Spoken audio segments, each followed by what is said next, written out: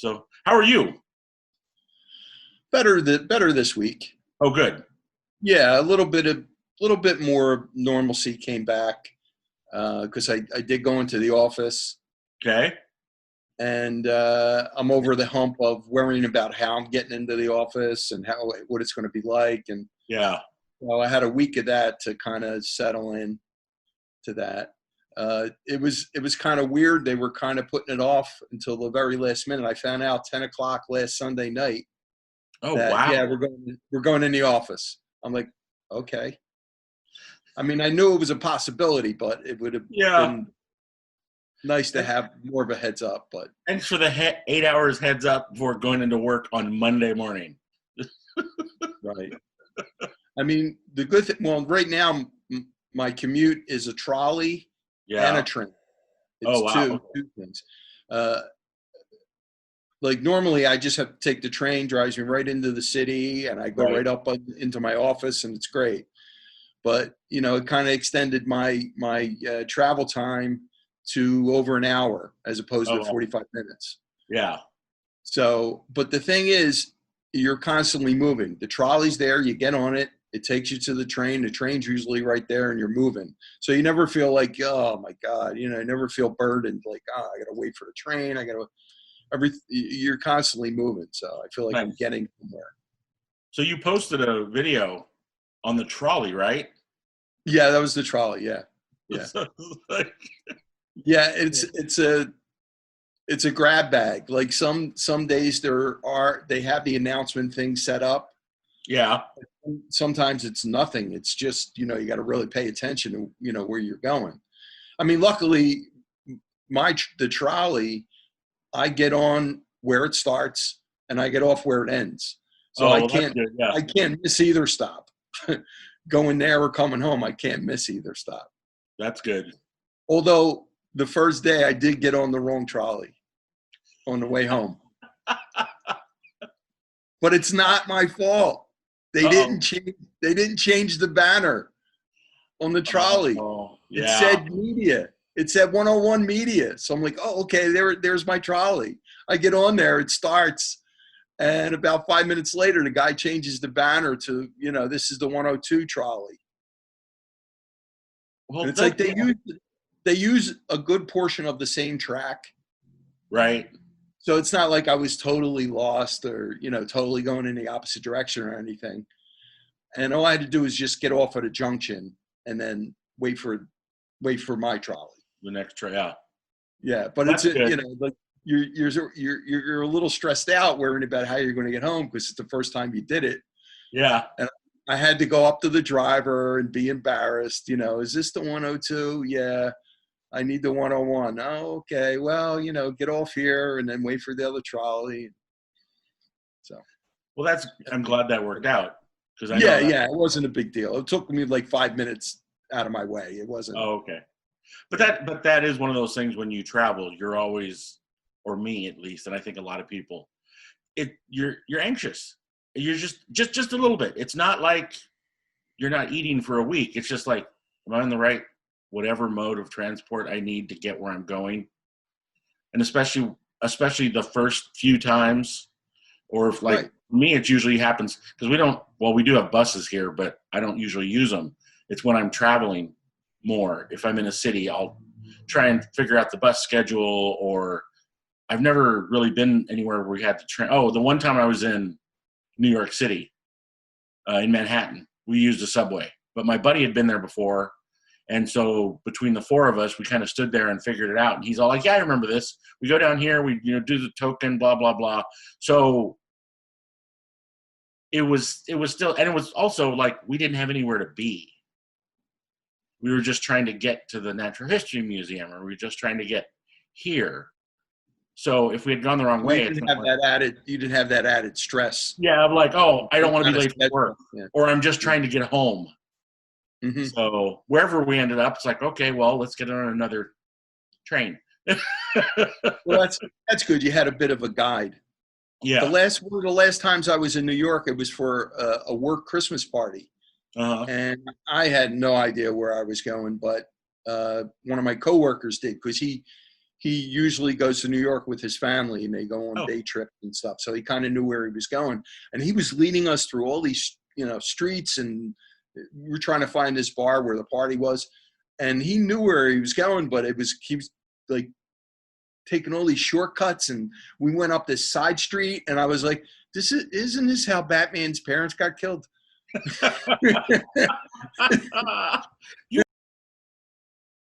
You mentioned you were going to visit your brother. How many siblings do you have? 2.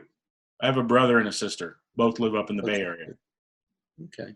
Are they older than you or younger? No, my brother is younger than me, and my sister is not actually my sister. She was a girl that dated my brother when he was 18, 19, and her mom passed away. And she was going to have to, or maybe they were 20 or whatever. She was going to have to move in with her grandparents in the Bay Area, which is, like I said, 4 or 5 hours north of here. And my brother and her had been dating for a while, and my parents were, I don't even know why they did it. It was weird. They said, why doesn't she just, because she would spend a lot, they'd been dating for at least a year, I think. So she spent a lot of time at the house. And they said, why doesn't she just move in here? Because she was going to school and she had a job. And when her mom passed away, she couldn't afford the rent that they were paying by herself. And she had a little sister. And her little sister ended up going to live with her aunt. And So you have 2 sisters. Well, yes, that's true. I'm just being friendly. I'm just saying. No, I know. Well, no, I mean, she's definitely part of the family, but yeah, he didn't live with us. Mm-hmm. And so my sister lived with us for several years, and then my brother and her broke up. But I had moved out at that point. I was living in Santa Barbara. And so they just separated rooms, and she kept living there. And my parents, again, I don't know why my parents did it, but after a while, I think they liked having a girl in the house. Mm-hmm. So, and if it was anything like my relationship, when my ex-girlfriend would come over, and because I was living with my parents, I bought a house with my folks, and so I was living there with them, or they were living there with me, however you want to say it. And they wouldn't talk to me. Like, I'd come in and go in my room, or even if I'd go sit in the living room and watch TV with them, which wasn't very often because they were watching weird whatever they watch. So I'd go into my room. And so on a weekend when my girlfriend would come over, because she lived 3 hours away, she lived in LA. So we wouldn't see each other during the week, and one of us would go to the other's house on the weekends. So I'd hear her drive up and come in the front door, and then I'd hear from the other room a conversation going on. And then she'd walk into my room, and she goes, "Oh, you didn't tell me about your uncle." And I'm like, "What?" "Oh, they're coming to town." "Really?" I see my parents every day, not for very long, but I see them every day. I'm in my room, literally 15 feet, 20 feet from where they're watching TV. Nothing. Not a conversation. Run into them in the kitchen. I'm making my lunch or making my dinner. "Hey, what's going on?" "Nothing, whatever." She's in the house for 5 minutes and knows everything about my family going on in the next 2 months. You got the whole newsletter.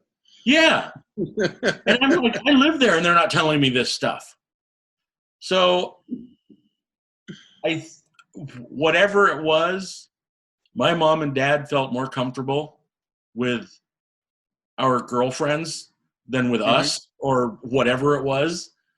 So, and I think that was part of it too, after my sister moved in. So when they broke up, she just kept living there. And so your brother and sister got along even after they broke up?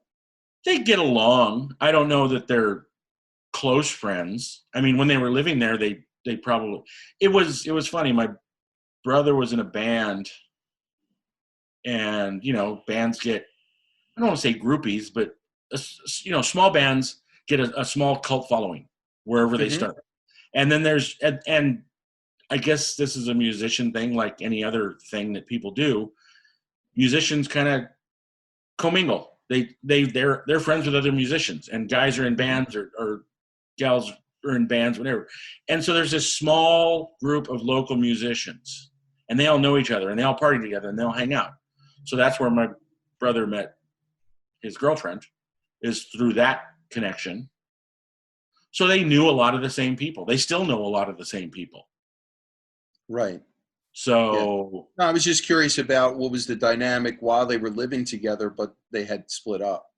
I mean, they were doing their own things, but Mm-hmm. But they and were civil in the house. It they wasn't were like still they in the couldn't. house. Exactly. It was, and How even old were How old were they when they broke up? I think they started dating when they were 19 or 20, and they were probably, I'm going to say 3 years, maybe 4. So 23, 24 when they broke up. But by that time I was living in Santa Barbara. Mm-hmm. So I Oh, wasn't so you around. were out. Yeah. Yeah, I wasn't around for that. Mm-hmm. And I moved out, I think 6 months, 8 months after she moved in, because I moved to Santa Barbara to go to school. And then I was there for about a year and a half. And then I moved back, and they were still together. And then I moved back to Santa Barbara after about a year. And then I was out for the next 8 years. So, and in that time they broke up, and then she met somebody else, and she got married, and she moved up to the Bay Area. Then my brother finished his school here, finished community college, and he moved up there to go to further schooling. Mm-hmm. He moved up to the Bay Area. And so, yeah.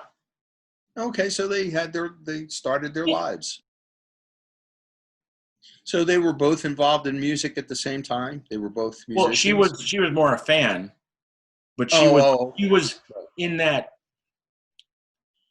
like I said, I didn't want to say groupie, but there's that group of friends who are, yeah, community. Okay, some of yeah. them are musicians and some of them are fans of those musicians. Mm-hmm. And then they just, because it's a small enough group, it was they were punkers. And so that's just a small community. And that's how they met. So your brother's the musician. Yeah. Okay, what does he play or played? Uh, he sang at first and then didn't play anything. And then he learned to play bass. Okay. But he's more of an artist, a visual artist now, and a poet. And I don't know how much of that he's doing with a 2-year-old and a full-time job. So I know he goes through phases where he's painting more or doing poetry more, but it kind of cycles through. I think I don't have that thing. My creativity comes out differently than that, but I think in that kind of a creative mind, just sometimes things hit them, and I don't know if that's how they process stuff, or just something triggers something, and I go, oh, I think I'll go paint today. But for years when he was living in the city, he had a studio where he would have stuff. You have a craving to do it. Yeah, It's something. yeah, It's something that you have to express. That's what yeah. it is. Like when I used to write songs, Oh, or yeah. or create some kind of comedy or a podcast or something like that. Yeah, it's just like you have a craving for it to get it out of your system and to And that's express kind it. of what I thought.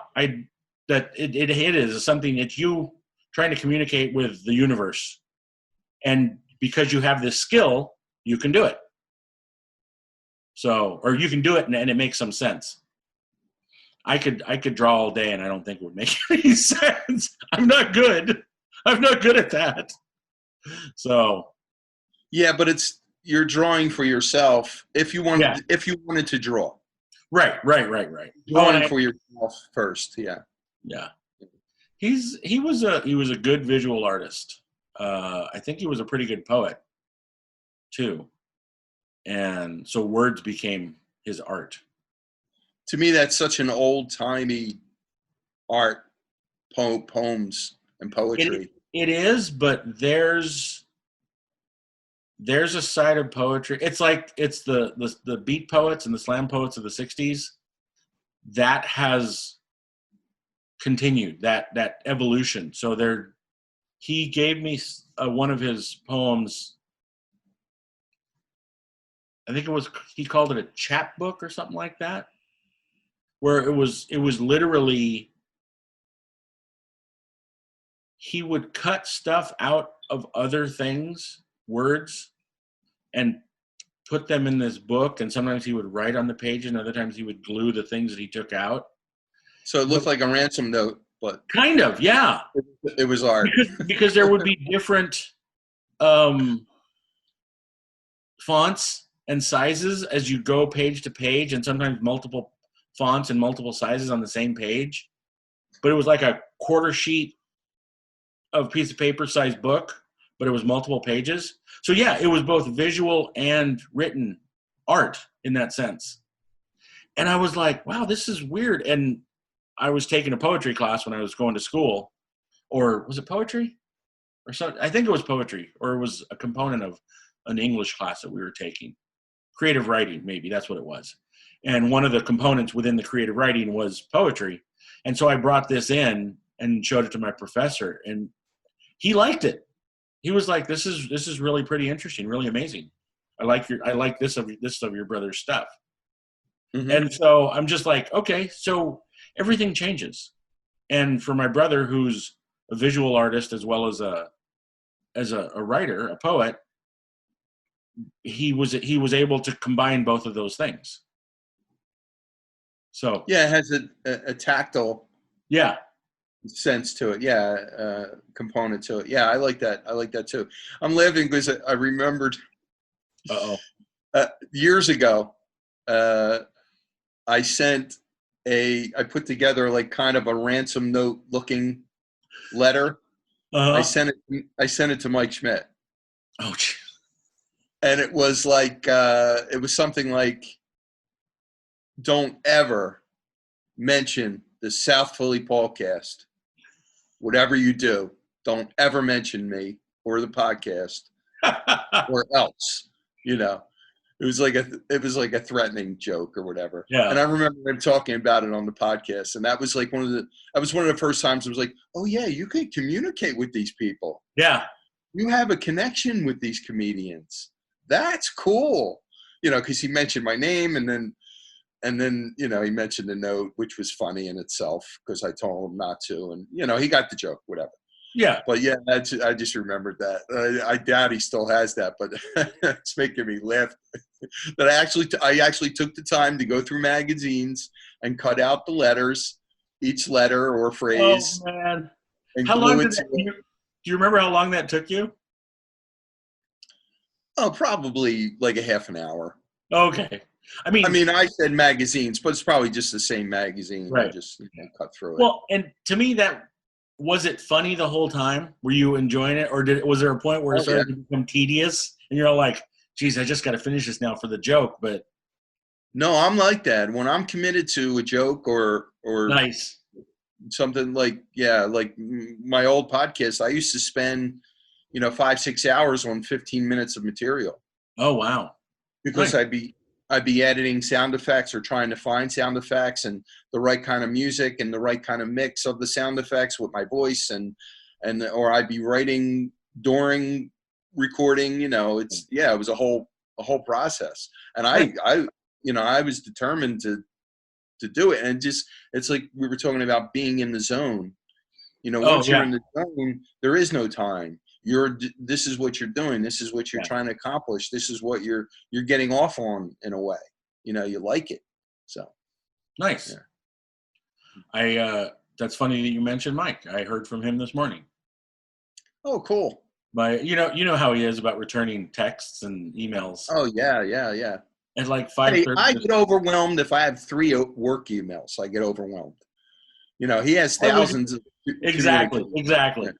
I'm not busting his balls about it. I'm just saying it's funny because it was 5:30, 5:50 something this morning, and I was, I think, mostly asleep, but I heard something go ding, and I'm like, that was a very specific because I don't turn off the sound on my phone at night. So when notifications come in for emails, they're in they're background noise. But my text message thing is a very specific sound, and I don't hear it that often. So when it went off, I was like, what was that? And it's still kind of dark out, and I'm like, what time is it? And I was like, just go back to sleep. I go, no, it's a text. It might be important. And it was. And because it was from Mike, and he was just getting Mhm. back to me about something. And it made me laugh because because of the thing of, oh God, Mike's up at 5:53 going through his emails or his text messages. Yeah. So It's right before his bedtime. right before, exactly. I used to use iTunes. Hmm. But they've messed with iTunes, and now it's Apple Music and this thing, and I don't know. I need a place where I can, on a computer or in a digital format, collect my music and then put it on my phone. And I don't care if I have a Android phone or an Apple phone or God knows who else comes out with operating systems, whatever phone it is. I want to be able to put my music on that phone. I want to be able to add to my music. I want to be able to secure my music. That was why I stopped using iTunes. One of their updates, it's got to be 8 years ago now, or maybe 6 years ago. They were, I guess, trying to save space, or they were trying to save space, efficiency. And I heard from somebody else that if you have your music downloaded to your iTunes, well, you don't need Bon Jovi's Slippery When Wet album on your individual iTunes, because Bon Jovi's Slippery When Wet is available in the cloud. So they just delete your version of it, and now it's in the cloud. So you have access to it whenever you want, unless you don't have internet at a specific time. Now you're kind of screwed. And the thing that really pissed me off, and it didn't happen to me, but it happened to somebody else. It wasn't albums that per se. They were literally going down to the individual songs that were being saved.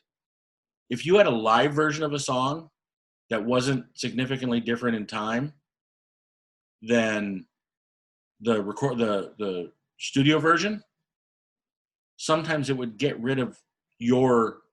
And I can't remember who it was on a podcast. They were talking about it.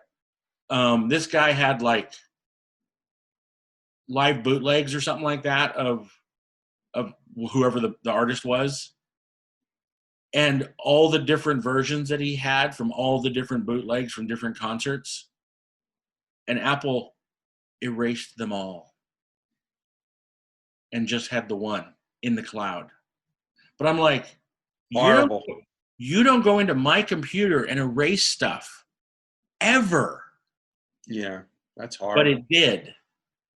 And Yeah. I was like, you've got to be kidding me. And at least at that time, whatever the resolution was, they were not able to get their stuff back. Mm.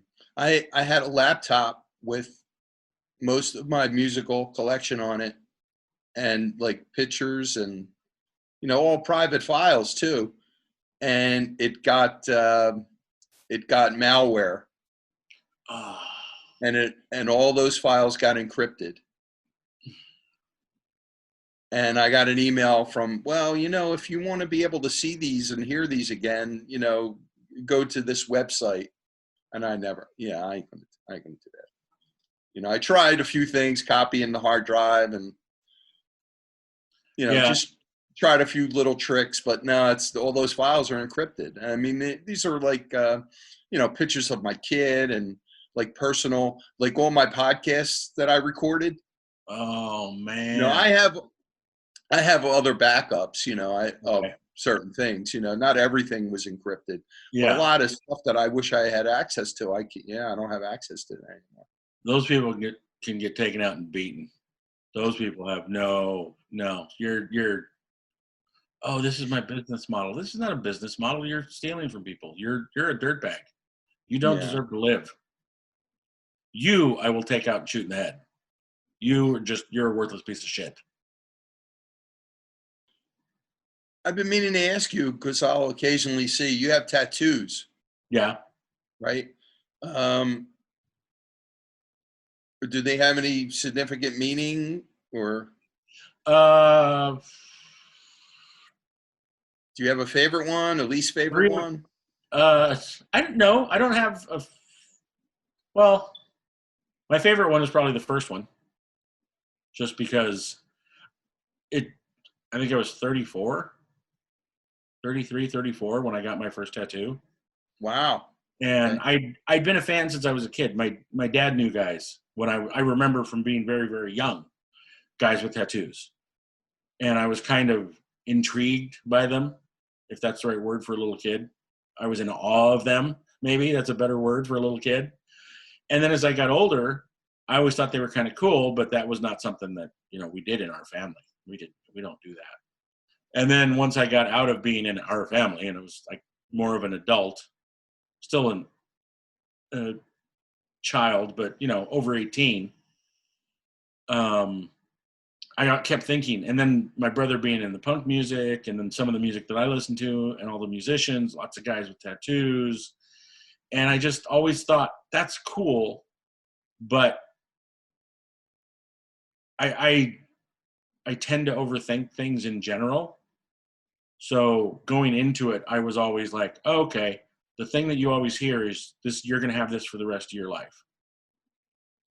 So for me, it was very important to get something that meant something to me, wasn't just like, it could be flash art just off the wall in a shop, but it had to kind of speak to me. It had to mean something more. But I was really looking for something that I would like, okay, that I'm bringing this to the artist and saying, hey, can you do something with this? And then seeing what they come up with. And yeah, it just took me until that time. And then I, because, so I was born year of the dragon in the Chinese zodiac. So I'm a dragon. And when dragon sunglasses came out, I always liked their logo. It's a round thing with a dragon with the wings swept up, like kind of up over the head like this, and then the tail wrapped. So all within the circle. And I don't know, one day I was just sitting there looking at that. I'm like, well, that would be kind of cool. But instead of round like that, spread it out so it's around someone's arm. And I took it to this, I had the idea and I had the design and I took it into the artist and I said, this is what I'm basing it on, but this is what I want to do. And he literally sat there with a big pen, one of those cheap plastic blue Bic pens, drew on my arm, and he had his little alcohol bottle. So, when the line didn't come out right, he just wipe it off and then redraw it. And then when he was done, he said, go look in the mirror. And I went and looked in the mirror and I'm like, that's cool. I like that. That's what I was envisioning. Mm-hmm. And Oh, that's being great. being that it was my first tattoo, I was also like, because it's on my arm. And at the time, armbands were really big, especially the tribal bands or barbed wire. Barbed wire, And I, yeah. and I was thinking of doing a tribal band like that, but with the wings of the dragon. And but I also knew that at the time I didn't want to go quite that big. To me, that was, wow, that's really a commitment. And I had heard that the underarm part here hurts a lot. And this being my first experience, I didn't want to be crying on the floor in front of all these tattoo people. So I just said, well, just start that. And he said, he goes, well, even with this, if you decide you want to do the armband with it, you can come in and I can just continue the design all the way and have it connect in the back. I was like, cool. So, and then he got to work. And so, I don't know, 2 hours, hour and a half later, I had a tattoo. Well, that's great that you were really happy with the experience. That Yeah. you still like it. You still Oh yeah, I appreciate it. love it. I love Yeah. it. I That's great. love Yeah. all of the tattoos. The other three that I have right now are meaningful for different reasons. But one Mm-hmm. is it was the first tattoo. It I took a Red Hot Chili Peppers logo and another dragon. So the one dragon is, I don't know if you can see it. So that's the first dragon. It's a little washed out. A little bit, but you can sort of Yeah. see it. I could see it. Yeah. And somebody told me later it's sort of a Germanic style dragon. I have no idea if that's true or not, but that's what they saw it as. And They then usually think of it as being like an Asian yeah. thing. So, but the other dragon is on this side, and it's in a version of the Red Hot Chili Peppers logo, and that's more of a Japanese style block print or Chinese. I don't know if it's Japanese or Chinese, but it's a block print dragon. But this tattoo was the first one I got from my ex-brother-in-law, and he was married to my sister, and who we talked about earlier, and he had graduated from art school, but he was a guy that had a lot of tattoos, and I think he had always wanted to be a tattoo artist. So when he first started doing, and he was up in the Bay Area, and it was really hard to get started, just trying to get into a shop and apprentice and all that stuff. So for a while, he was doing them in his kitchen, in his living room. So my first tattoo was in their living room my second tattoo, but my first tattoo from him was in their living room. And he kind of saw what I wanted and drew up a couple different things and sent them to me, and I'm like, that would be bitchin'. And so when I showed up, he had the living room all set up in their little apartment, and he worked on it for a really long. It took him a long time to do it, but he was new, and so there's a couple little things that I think are mistakes or not quite. They don't quite connect, kind of thing. But again, it's like live performance. Sometimes the mistakes are the cool things because it's unique to that performance.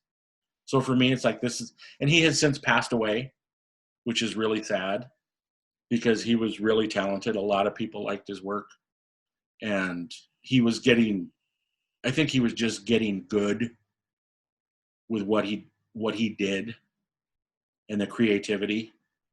So it's really unfortunate. And we had been talking about my next tattoo, and then he had talked about another. I have a flower, a stargazer lily, on the back of my right calf. That is for my grandmother,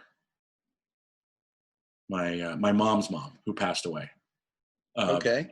2001, yeah, in 2001. And I wanted something to commemorate her, and my mom said stargazer lily was one of her favorite flowers.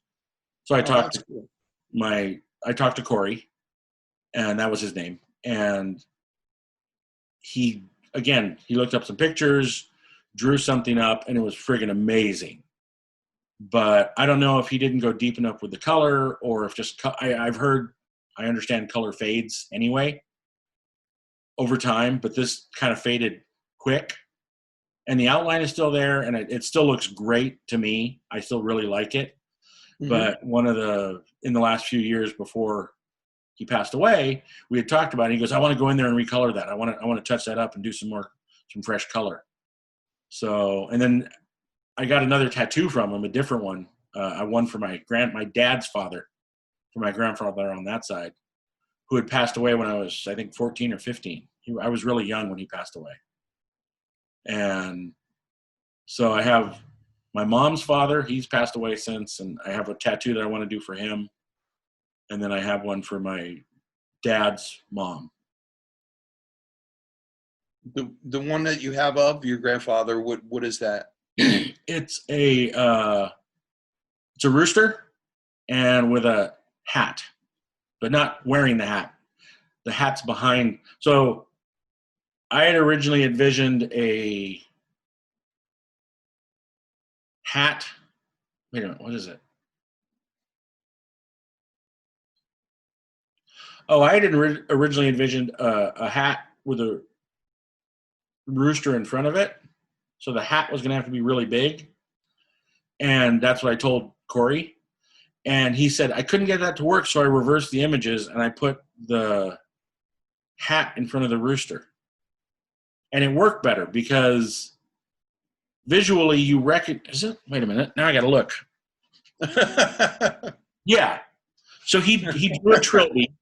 He drew a trilby, a small, like a fedora but a shorter brim, and because my grandfather wore hats. I used to have one. I don't know if I still have it. I had one of my grandfather's hats, and my brother had one of my grandfather's hats, and I think my dad had one.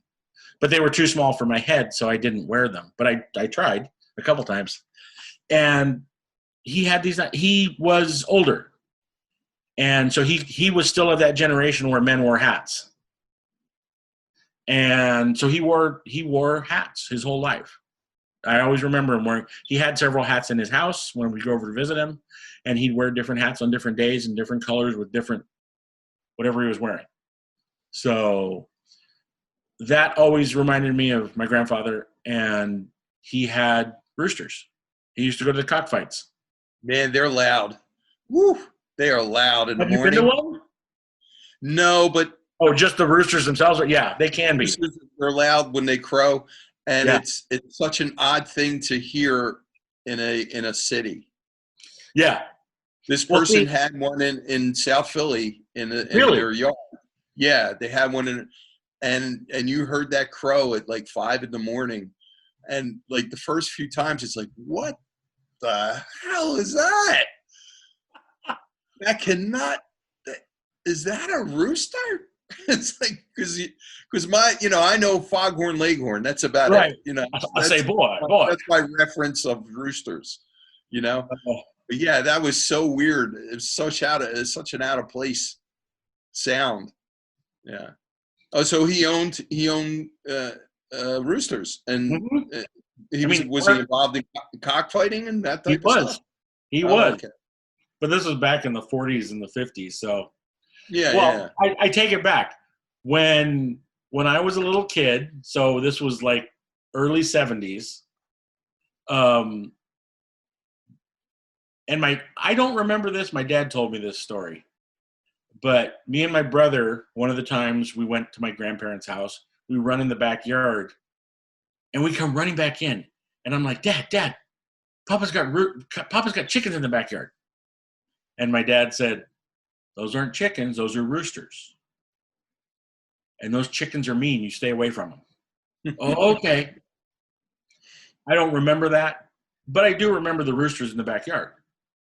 And he had pens built, and he kept them in there. So apparently, even into the 70s, he was still, I don't know if he was going to the cockfights, but he was still raising roosters. But my dad has stories of going out because they do it up on the mesa here, out in the eucalyptus grove. And he goes, my dad said it was like a little carnival. There'd be people selling food, and sometimes cotton candy or snow cones and stuff like that. But then there was an area, the shed or the barn, where they had a ring, and the men were taking bets, and the roosters were fighting, and so yeah, it was a different time. Oh, that's cool. Do you have that in your history? Yeah. Or do you have any tattoos? I do not, and I always thought of getting one, but not enough to actually go through with it. Right. I don't have any like real personal reason or personal connection to something that I really want to. I would get the power button from Xbox, like on my neck or something. Yeah, I don't have any. Yeah. I don't have any Wow, you're deep going right passion. for the. What's that? I said the neck, man. You're going right for the hot Right zone. back here. Oh, Right right back back here. Okay. Yeah, it'd be a power button. Um, and then there's some logos from like video games and stuff. Yeah. I might, but yeah, not enough to get it. No, I chickened out, or just not Not enough. a tattoo of a microphone. That seems to be important in your life too. Between podcasts and comedy and Yeah, I mean, comedy, rock and roll, that type of yeah, stuff. musician. And plus, I'm in an age where I'm like, I don't know. I lived this long without it. Yeah, I understand that. Well, the only thing I will say for it is tattoos tend to fade. So, and your skin stretches and weird things happen. But at this point in your life, it's probably going to last till the end. It's going to look good all the way to the end. It'll be a good looking Oh yeah, tattoo yeah, when you're yeah. laying in the box, man. Yeah, that's one point. Yeah, Like it'll some of probably mine are starting to, the edges, the lines getting a little fuzzy and the color's gone out of them, but gets all blurry. a Yeah. little bit, yeah. Well, you've seen those old guys that got those, the war ones like in Vietnam or World War II on their arms, like the anchors and stuff. And at this point, you can't even see what it is anymore because it wasn't a good Yeah. quality tattoo to begin with. That's what I was thinking of. Ones that had their name or they had like an anchor, and it just looks like a piece of paper got wet that had ink on it. It just it just Exactly, spreads out. exactly. Yeah, it just No. spreads out all over the place. It, yeah, I don't tell anyone that they should or shouldn't get a tattoo.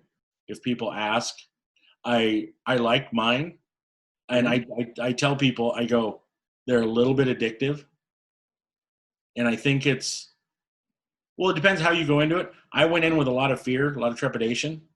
I knew I wanted to do it, and I thought about it for a long time, and I came up with the design that I wanted.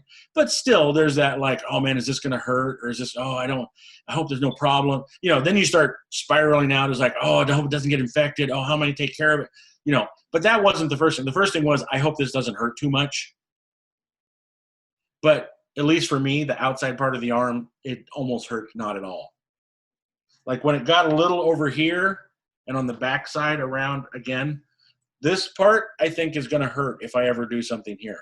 There will be tears shed. So, are you ready for the this and that's? I'm ready. Let's do this.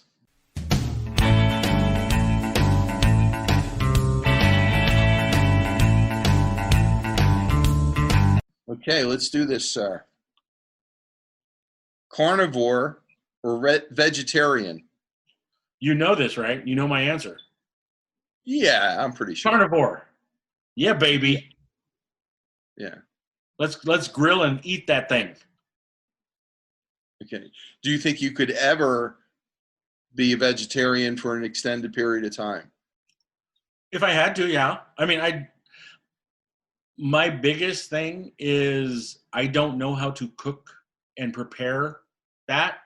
I have my staple of vegetables that I like to eat, and it's not that big. So I would either be eating a lot of broccoli and cauliflower or I would starve. So They are the easiest. Yeah. yeah, I'm not trained in that way of eating. I'm not creative in that way of eating. It's just I like the vegetables I like, and I don't go out beyond that a whole lot. But if somebody is preparing it, like I've had plenty of like Asian dishes, Chinese or Thai, especially, where you go out to eat and somebody orders something and you're looking at it and like, oh, that's a vegetarian dish. Okay, cool. And it's all vegetables and sauce and the different things. Like, great, love that. And if somebody else was making it, all the better. But me myself, I would be making broccoli and cauliflower and steaming corn, and yeah, I'd be Well, bored the out. whole thing with vegetables is it's the seasoning Right. and what you're putting on them. Well, not the only thing, because you still got to get a protein source in there. You still need protein for your body to process, your body to function, and Oh that's yeah, the yeah, part yeah. that I would be like, soy. That's the only thing I know. Soy. What are the alternatives here? Nutritional yeast. Oh, okay. Didn't know that. Yeah, that's high in protein. Nuts. Oh, yeah. Okay. I guess if you think about it, there's a few things. But yeah, There's a so few for things. me, Yeah, well, like I but said, I don't think that way. So for me, it's not something that. hmm. And you? Oh, I'm the same. I'm a meat eater, man. Yeah. I mean, not only, but I like the idea of sticking to higher quality meat if you Oh, can. right. You don't want to go with lunch meat all the time or Right. processed meat all the time. that type of stuff. If you can go with grass-fed, great.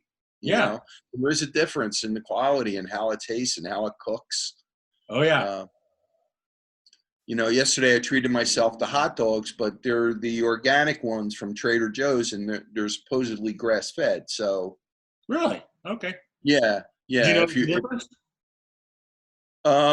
they taste good. I mean, they're seasoned the same way as any other hot dog. Yeah.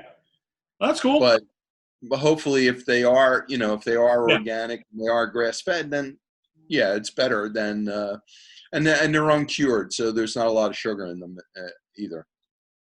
Nice. So yeah, if you can go with a better quality meat, it's better for you. I think I can definitely tell the difference. Yeah, I would do no that. big controversy with that one. No, we knew that where that was going. Yeah. Well, I mean, there are some people that do not eat meat for ethical reasons. Right. I mean, I don't think I could hunt. I guess if I had to, I guess I could, but like I could. now I know I can't. Oh. I can't just go out and hunt an animal and kill it. Oh, right. Right. Like yeah, Well, as sport, and even I know I'm going to be eating it. I just I can't really. I could do it for eating purposes. I mean, Hmm. I have friends who hunt, and if they were going out and they said, "Hey, we're going to go get a boar or we're going to get a deer and we're going to do whatever and do what it takes to get it back here and we'll split the meat up." I would do that for the adventure of it and to try it. Hmm. But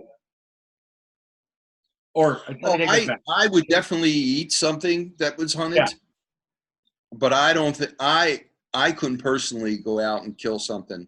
right. Well, and But okay, if that's I what happen to be, I was thinking about what I said and I was listening to what I said when I said it. Right now I wouldn't do that. Other than if it became a necessity, it would be good right. to know. So I might do it once just to go, oh, this is what you have to do to go hunt things. This is how you track, or this is how you set up a blind where things are going to come past you. There are things that you need to know if you're trying to survive. And that's a survival thing. So in that case, I would do it. I'm not sport hunting ever. That's not a thing. That's why they make cameras. If you want to shoot a rhino with a 35 millimeter. So, and I don't think that I would go hunting all the time. It wouldn't be my normal way of getting food because there's a store 4 blocks from me and they always have food. But it's also one of those things I think it's good to learn the cycle because I've talked to people who, my friend who, or my ex-girlfriend who was a teacher, you know, she said some of her friends would tell her stories that they'd ask kids, where does food come from? Where does steak come from? They're all the store. Well, where do they get it? Uh, they'd never thought of that. They'd never thought of where the food store gets food from. So from in that respect, I think it's not a bad idea to have to go out there and see the animal, how it's killed and how it's cleaned and dragged out of the wherever you are. And I had a buddy who went out one time and he said they were hunting boar and he said they must have hiked almost 3 miles in to where they were going. And they literally had to butcher the hog that they shot there because it was so big there was no way that they were going to be able to bring it out as a whole hog. So they had to butcher it and pack it so that each of them had like an almost equal amount to carry out. But they were still carrying out like 50 or 60 pounds of meat. Hmm. So Yeah, I don't know how appetizing it would be, even if you had to do that. You know, right. you would keep Well, thinking about the process. yeah. But again, it's like I think we don't have to know, which is nice. It's probably good to know. or at least intellectually. I'm not saying you have to go out and kill something and butcher it Hmm. and bring it back, but just to kind of at some point in your life go, oh, okay, somebody at one point had to do that. Not now. Now they have these factory farms and the cows are lined up, and so it's not the same. But I get it. Some people are against that for ethical reasons. Okay, I have no problem with that. Hmm. I'm going to keep eating meat. That's me. Yeah, So it's such a great source of nutrition. yeah, It's what you need. It helps. It amongst helps the you things that we need. grow and survive. Yeah. Yeah, iron and magnesium and all these other things that you don't really get in a lot of other places, or at least in the amounts that you need. Do you eat any organ meats? Not unless somebody slips it in. Not, I don't think so. Not on purpose. Not on purpose. Okay. Yeah, because they're the ones that have the most nutrition, like a liver or heart. Right. Yeah. I've never I think. had. I've had brain once. That was unappetizing, but it was Mm. okay. It was like, oh, that was seems like a lot of work for that. And that was cow brain? Yeah. Okay. Just Um, guessing. Yeah. and yeah, I went to a taqueria here that had it on the menu, and I was like, and my buddy had said, try it. He goes, it's really good. And then it turns out I had gone to the wrong place. So this place had it, so I ordered it. It was, once you get past of what it is you're eating, it was just a taco with meat in it, and it wasn't my favorite tasting meat. So I was like, and it was expensive for what it was. Mm-hmm. Like usually you go in 2 or 3 tacos is like $5. This was like 2 tacos and it was $6 or something like that. It was more expensive, and I was like, nah, I'm Yeah. not doing that again. I'm not a big venison fan. I haven't had it a lot. The times I've had it, I've liked it, but it is kind Mhm. of dry usually and gamey. Yeah. So, but if you know that going in, it's like, oh, that's just an interesting woody flavor or whatever that gaminess is. Well, you have a certain idea of what meat should taste like in your mind. Yeah, If you're used to tasting a juicy steak, it's not that. it's not that. No, That's definitely true. not. That's Yeah. true. So, Okay, so the next one is revenge or forgiveness. this forgiveness. I'm I don't, as a rule, believe in revenge. Now that doesn't take into account the fact that I was going to take those hackers you were talking about earlier and shoot them in the head. But some people deserve it. So some people just need killing. Um, I that's in my life is I've been hurt by people many times, and almost always I forgive them. Now, is that a shortcoming in my upbringing and in how or is it just not wanting to harbor the feelings and I don't know. But at a certain point, it's like it's just a lot of work to hate somebody. Now, that doesn't mean you have to accept them back into your life or back into your sphere, because that's more where I'm at. Is like I'm more about forgiveness for me, but you don't get to do that again. You're done. So I don't need revenge. I just need clarity in who my friends are and who isn't. So Yeah, and I mean, forgiveness could be many levels. There's different types. It's whatever boundaries you set right. because you're the one forgiving. Also, you could want to be forgiven Oh too. yeah. Yeah, and All right, so you choose forgiveness over revenge. Yes.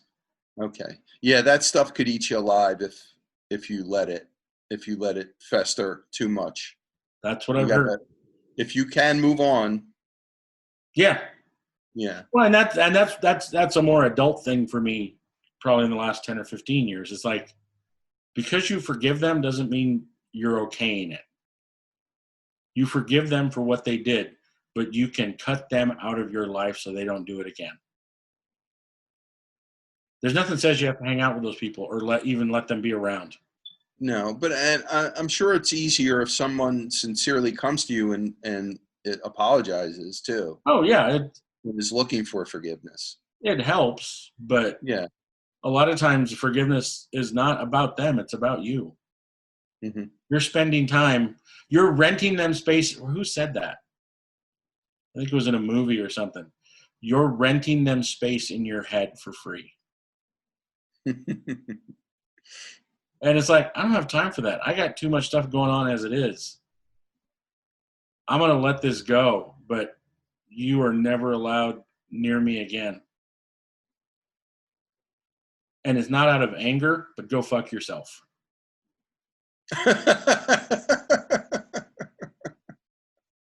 You sure it's not about anger? No, it's, in that sense, in that sort of respect, it's like, meh. If you were on fire, I wouldn't piss on you to put you out. Hmm. If you, and that's an extreme case. I mean, when you say forgiveness or revenge, the revenge, I think, tends to be a pretty big thing. Although some people are pretty petty and go after little things too. But forgiveness is, people hurt you all the time. People do things all the time, and sometimes they ask for forgiveness, and sometimes they don't. I appreciate when somebody asks for forgiveness, but it pisses me off when they don't, or when they're just cock waffles about different things. I get pissed when I walk up to a door and open the door and let somebody in behind me, and they don't say thank you, or at least acknowledge you, and I'm like, oh, fuck you too, then. And I don't know if that's forgiveness, but within moments, I'm usually over it. But it's also like, yeah, fuck you. But there's no venom in that. It's just kind of like, you're not even worth my time, dude. So, Well, I have an expression that if there's someone that did something that I don't like towards me or towards someone else, mhm. I'll say I don't have any use for that. I don't have any use for you. Yeah, You know better. You know better, and I know you know better. I don't have any use for that behavior or yeah, yeah. that type of stuff. And so that's where my earlier statement was from. It's just like, Mhm. I don't have, yeah, no. And you go on with your life. Now, for me, I like revenge. I do. I like revenge Okay. as a plot point in like video games and Right. movies. It's it's really a exciting, entertaining thing. I think in drama. Mm-hmm. In real life, I can't see me acting out unless something happened to my son or a Right. really good friend. Yeah. I would maybe seriously consider that. Um, Forgiveness, I think of forgiveness more in a way of me being forgiven Oh, okay. for things that I've done. Nothing, Well, but nothing crazy, law breaking, anything like that. yeah, But any hurtful things that I did or said, um, yeah, I would like to be forgiven. You know, that's what I. or yeah, yeah. So So which one is it? Forgiveness or revenge? It's I this would or say that. revenge. I would say revenge. I like revenge more, Okay. only because of the entertaining aspect of it. Okay. Forgiveness is boring, especially the way I'm talking about it. It's boring. It's just boring. Yeah. Well, and that's funny because we're looking at it from two different ways. Hmm. And so, yeah, that's cool. Okay. I like it. This is I'm talking about movie types here. A Western or a gangster movie? Oh wow, I forgot to think about this. I try not to think about these too much because I like kind of going off the top of my head, just like, oh, this is what it is. Um, this one gives me trouble because I'm becoming a person, or I've been for a while now, a person who doesn't like glorifying violence unless it's comic or over the top. Like just plain ridiculous violence, Rambo, Terminator movies. It's taken to such a ridiculous degree. I get it. You're just telling a story, and this is a style that you're doing. But things like, oh, Goodfellas, things. Easy now. Easy now. All I can ask is forgiveness. Oh, that's right. You like revenge, son of a. No, but I mean, some movies I think surpass the story they're telling and the skill with which the director and the actors tell that story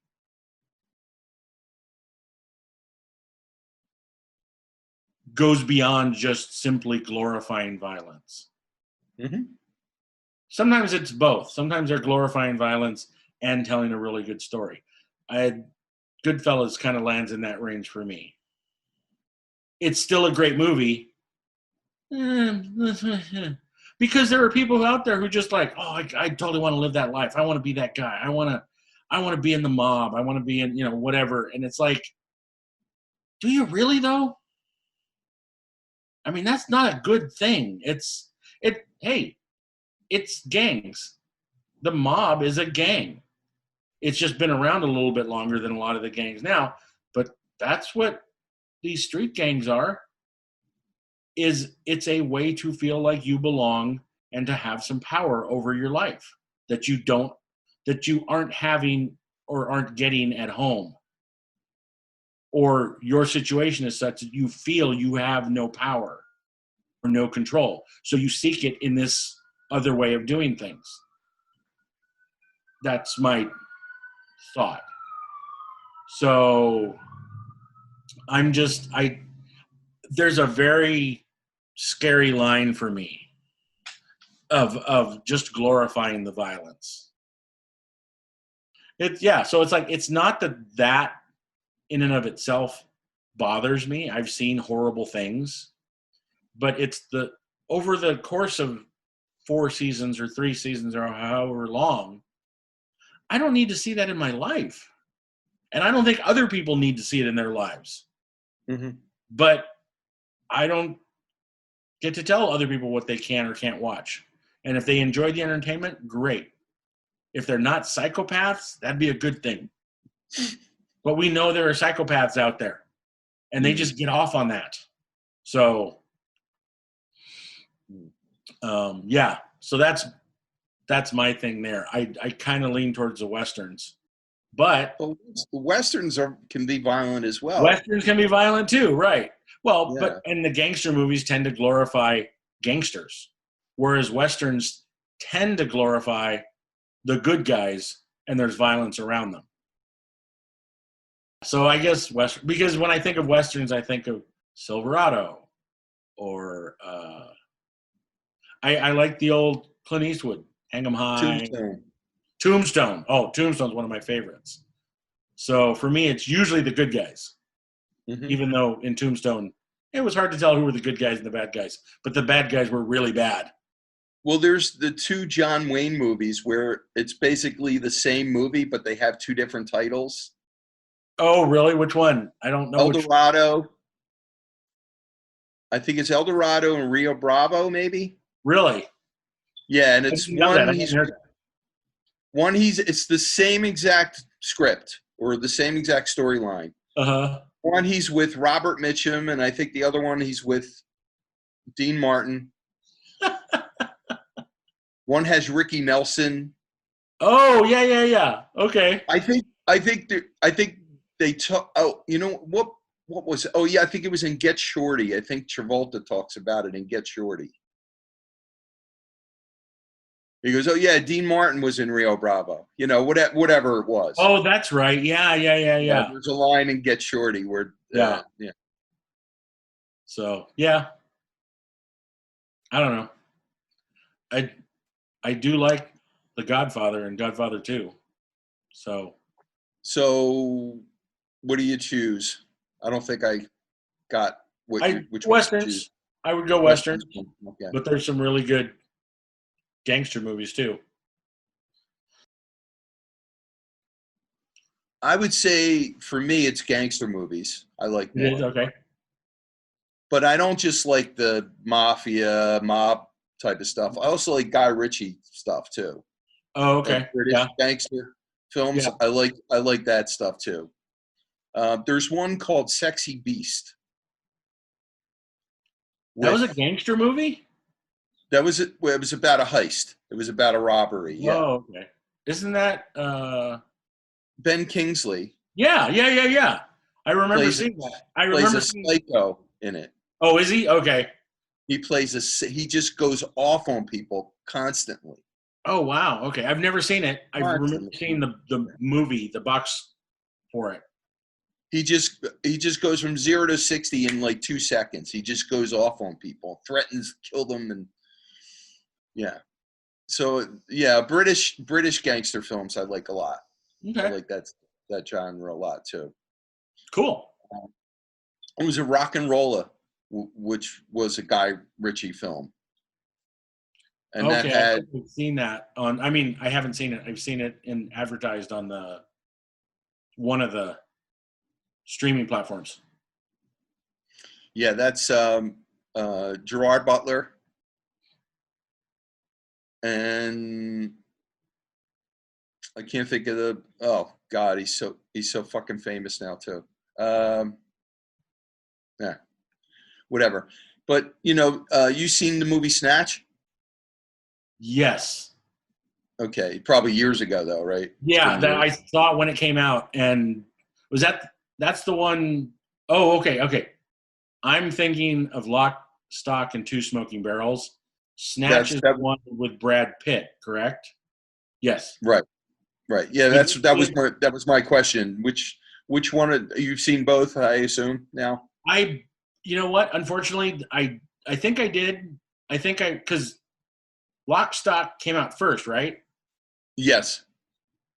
I think I saw Snatch partly because did Comedy Film Nerds review it?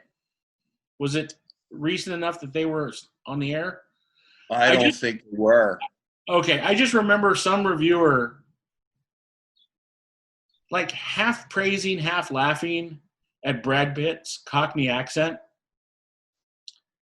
and they were just saying, "I couldn't understand a word he said. It sounded like Cockney to me," or some version of that. Like, well, that could have been a compliment, or it could have been kind of a backhanded, whatever.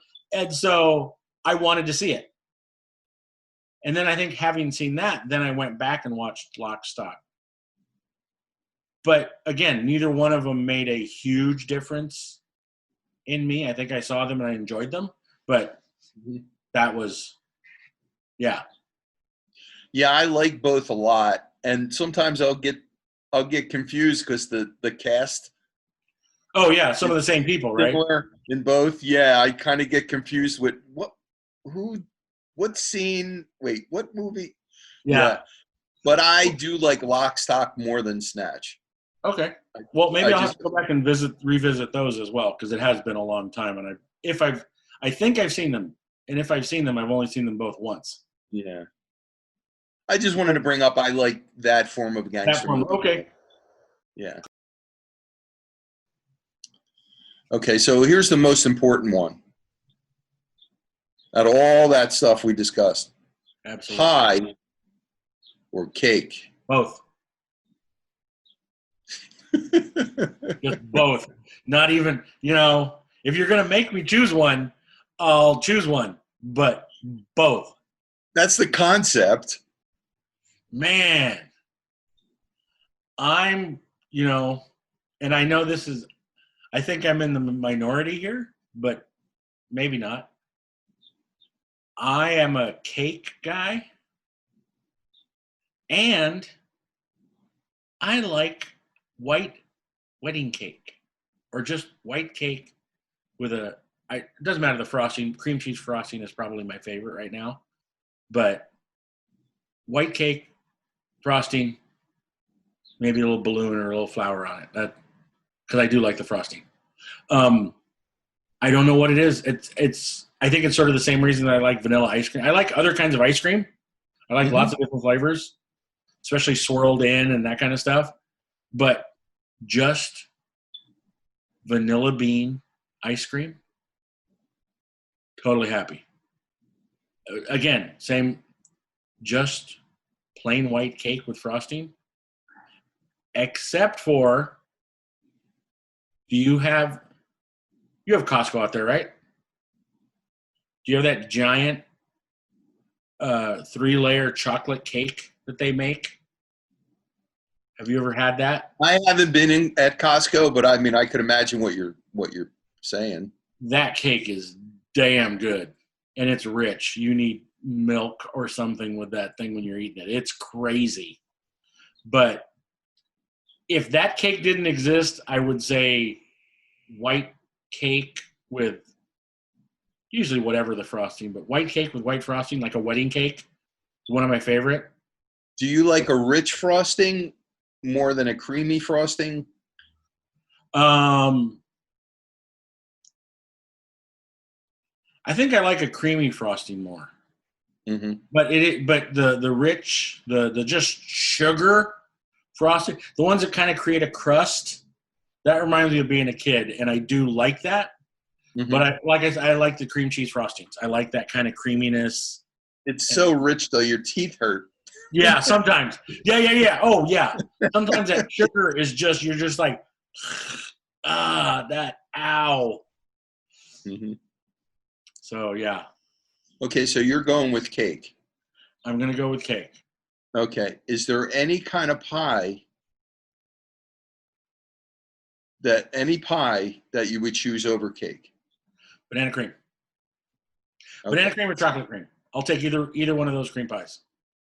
But banana cream is probably my number one. A good banana cream pie is just amazing. Chocolate cream pie is a close second. I'm not usually a meringue guy, so I'm not really a lemon meringue kind of person, but I've had some really good lemon meringue pies.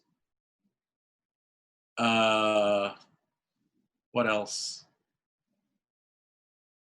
Oh, back to your question. No, it very quickly drops off. Well, and I think that's the thing too, is I think of pies as more accessible.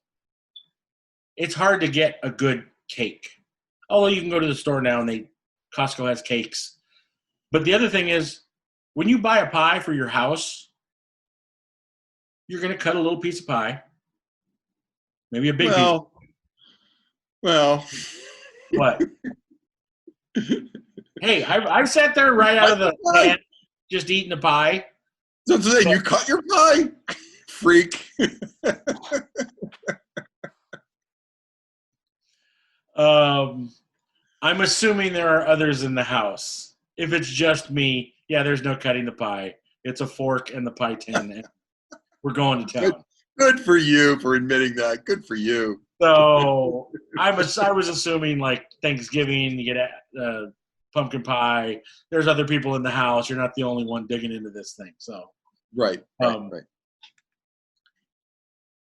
So, but I can go to the store and get a pie, and it'll last 3, 4, 5 days. No big deal. And it's a reasonable size, especially if I don't get the Costco pie, which is this big. The regular pie is like an 8 or 9 inch pie, and fine. It's hard to get just a piece of a cake. The Albertsons near me now has it. You can buy, and they're not even single slices. They're this big. They're like a 4x4 Yeah. piece of cake. So Mm-hmm. they make a big sheet cake and they cut it into 4x4 chunks and put them in the little clamshells, and they put them out in the refrigerated section you can buy right from the fresh bakery. And so I can get that. I just blanked on the word. I can get that desire. I can get that craving. That's the word. That for white cake, and they'll have a red velvet cake usually, and some sort of chocolate cake, and usually the white cake, and sometimes they'll have carrot cake or some other confetti cakes or whatever. So, but I can get just that piece, which is probably 2 or 3 servings, and I'll finish it in one. But Mm-hmm. I can get cake. The reason I say cake, though, is because a lot of times you can't get like a good size cake is for 10 or more people. Right, yeah. So if you buy a cake, it's going to be in your house for a week, and you're going to be eating cake every day. A pie, you get a couple other people, it's gone in one sitting, or if it's just you, it lasts for 4, maybe 5 days. Or even if it lasts a week, not a big deal. If you're not eating a lot of cake, you might have that cake for 2 or 3 weeks. And nobody needs to eat that much cake. I certainly don't need to eat that much cake. Let me put it that way. No, I don't. Yeah, need is not needed in that sentence. Yeah, But that's why I nobody said cake, needs. because Yeah. at least in the old days, you didn't get to have cake as much. Pies, you could get. Cake, it was a birthday, somebody else's birthday, an anniversary, that kind of Yeah, thing. it was more of a special occasion thing. Yeah. Yeah. Or a wedding. Right. Well, special occasion. Yeah. I am a pie guy. Okay. And I was curious to hear your favorite pies, and they're a little boring to me. Okay. I like I mean, you don't like an apple pie, dude? A Dude, warm apple pie? don't call my banana cream pie boring, and you're going to throw apple out there. All American apple. Not that there's anything wrong with that, but that is the most boring ass pie. Mm-hmm. It's just an apple pie. Mm. And no, I don't have anything wrong with it. I don't think there's anything wrong with that. I like apple pie. I really liked when, what was the name of that? God dang it. There was a restaurant out here, I don't know if they were nationwide or not, that used to make pies, and you could go in and they'd have specials every couple months, and you could go and buy a pie for $5. Mrs. something? I don't know, whatever. But they made a sour cream apple pie and a sour cream blueberry pie that was amazing. Oh, that sounds good. But yeah, blueberry is great. But apple pie with the crust on the top and a scoop of ice cream. I've heard cheese. I've never done the cheese thing, but yeah. I like apple pie. Apple pie, blueberry pie, cherry pie. Not as much a cherry fan. I don't know what it is. I never quite figured that out. Pumpkin pie. Yes. I'm just going to name all pies. Sweet Okay. potato. Pecan pie is good. Oh man, pecan pie though is like that frosting. Sometimes you bite into it and your teeth hurt because of the sugar. It's just so, like, it's so rich. Oh boy, howdy. Now, for me, the one cake that I could choose over pies is carrot cake. You like carrot cake? Okay. The icing. Yeah. If it has walnuts in it and carrots and raisins. Yeah, that icing is so good. I think that's why I didn't like carrot cake for a long time, because it had walnuts and raisins. And I'm like, wait, there's carrot in the cake? That's not cake. That's almost a vegetable. So it's the cousin of fruitcake. Yeah. Yeah, exactly. So, but having now, grown to be an adult. Yeah, carrot cake's good. I'll go with you. That's the one cake I could take over. Oh, okay. pie. Yeah, especially if it's a really good one. Yeah, nice. Mm. Yeah, there is something about the frosting on most carrot cakes. It's just, and that's more creamy, right? Yeah. Yeah, I'm in. Nice. Well, the next time we get together, you need to bring your favorite pie, and I'll bring my favorite cake, and we'll have a little party. We'll have to just get put it all in one big ball and a eat with cake 2 pie, spoons. a pie cake. Just We didn't even talk about cheesecake, which is yeah. cake. I like And there's cheesecake. all different kinds of cheesecake too. Oh yeah. Oh yeah. You ever see that sampler where it has all the different versions of I've seen cheesecake? a picture of it. I've never seen one in real life. Hmm. That would be I've seen amazing. it, but it didn't last long. Yeah, I like the Good for you. crust, like the like The graham cracker graham crust. cracker crust. Yeah, that's good Yeah, stuff, that's man. good stuff. You're right. That's boy. Yep, Howdy. I am definitely I'm definitely going to get some cake or pie or both.